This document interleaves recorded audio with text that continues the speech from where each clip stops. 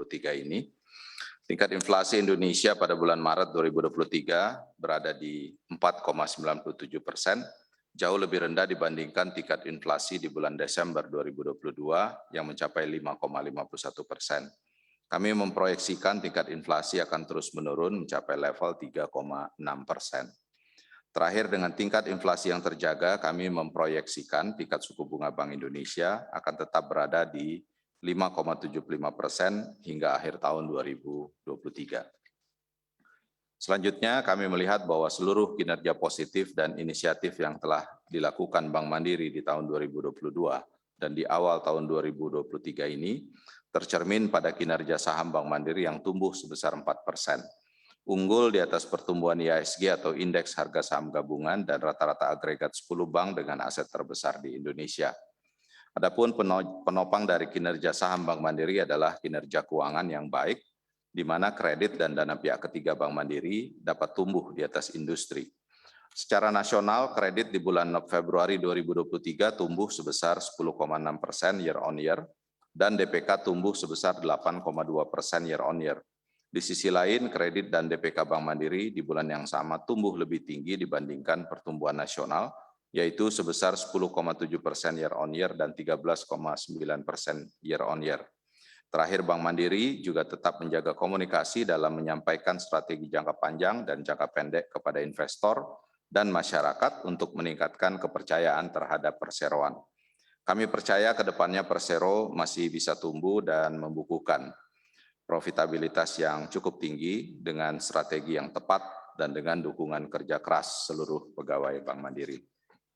Rekan-rekan media yang kami hormati, Bank Mandiri secara konsisten telah membagikan dividen dengan payout 60% atas keuntungan Persero tahun 2022 pada tanggal 12 April 2023 yang lalu sebesar 24,7 triliun rupiah.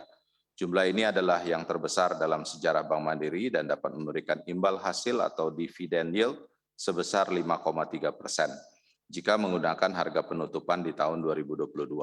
Diharapkan dengan pembayaran dividen ini, Bank Mandiri dapat terus memberikan nilai tambah dan meningkatkan kepercayaan terhadap pemegang saham.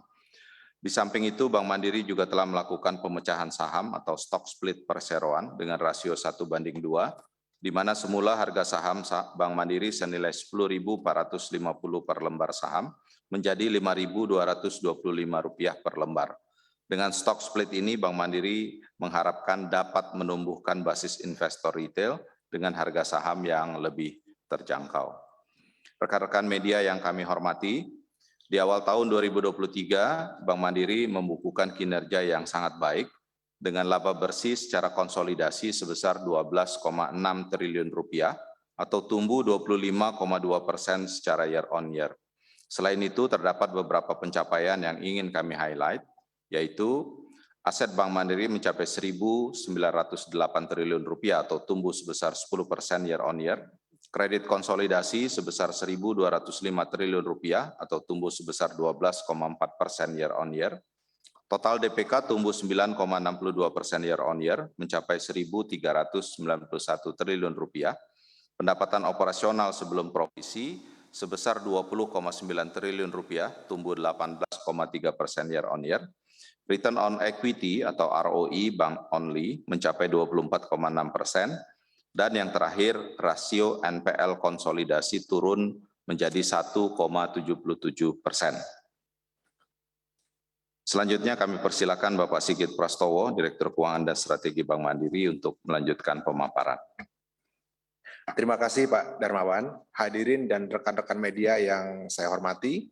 Selanjutnya terkait dengan kinerja keuangan Bank Mandiri sampai dengan triwulan pertama di tahun 2023, dapat kami sampaikan beberapa indikator utama sebagai berikut.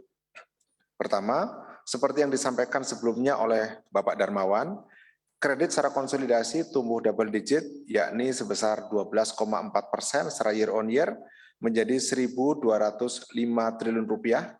Dana pihak ketiga secara konsolidasi mencapai Rp1.391 triliun dengan rasio dana murah atau kasa secara Bank Only mencapai 79,2%. Rasio coverage to NPL yang mencapai 337% atau naik 70,2 percentage point dibandingkan dengan periode yang sama di tahun yang lalu.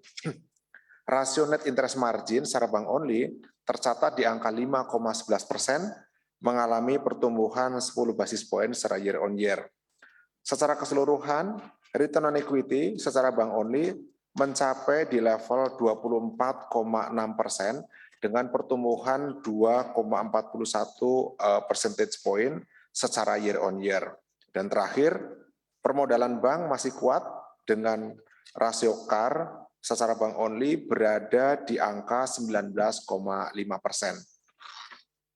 Dari sisi laba rugi, dapat kami sampaikan bahwa pada tahun 2023, pendapatan bunga bersih tumbuh 12,4% secara year on year, didukung oleh pendapatan bunga yang naik sebesar 21,2% secara year on year.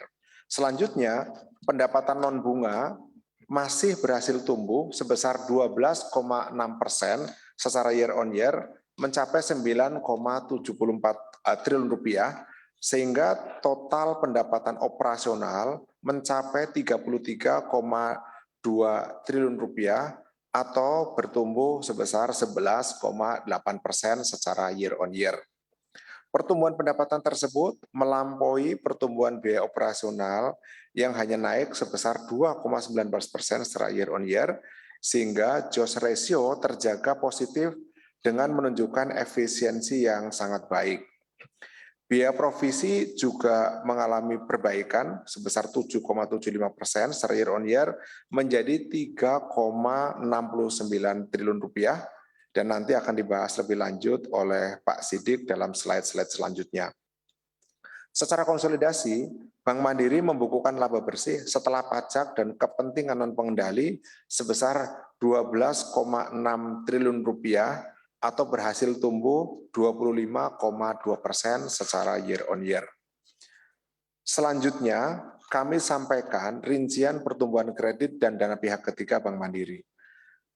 Pertumbuhan kredit ditopang oleh segmen-segmen yang tumbuh double digit secara year on year, diantaranya adalah segmen komersial banking yang mengalami pertumbuhan 17,8%, segmen SME naik 11,7%, dan mikro yang tumbuh sebesar 12,7% secara year on year.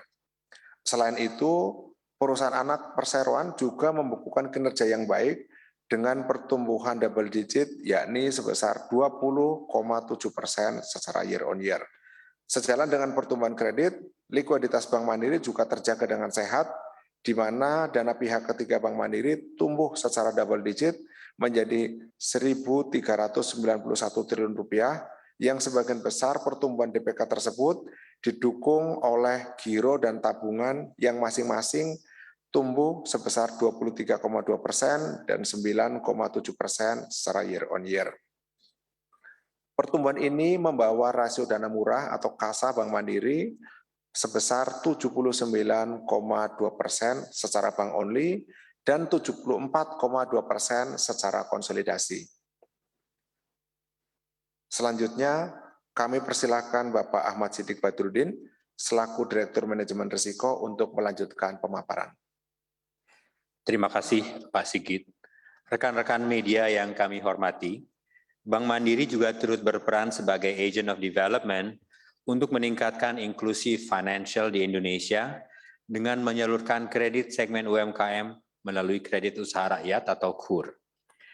Kredit UMKM secara bank only tumbuh dengan baik. Pada awal tahun 2023, baki debit kredit UMKM telah tumbuh 10% year on year menjadi 118,1 triliun. Pertumbuhan ini didorong oleh penyaluran kredit usaha rakyat sebesar 6 triliun kepada lebih dari 52.000 debitur yang berada di berbagai sektor industri, antara lain sektor industri perdagangan besar dan eceran sebesar 2,29 triliun, kemudian sektor pertanian sebesar 1,75 triliun, kemudian sektor jasa produksi sebesar 1,16 triliun, dan sektor industri pengolahan dan lainnya sebesar 545 miliar. Penyaluran KUR di berbagai wilayah Indonesia dapat dilihat di layar presentasi.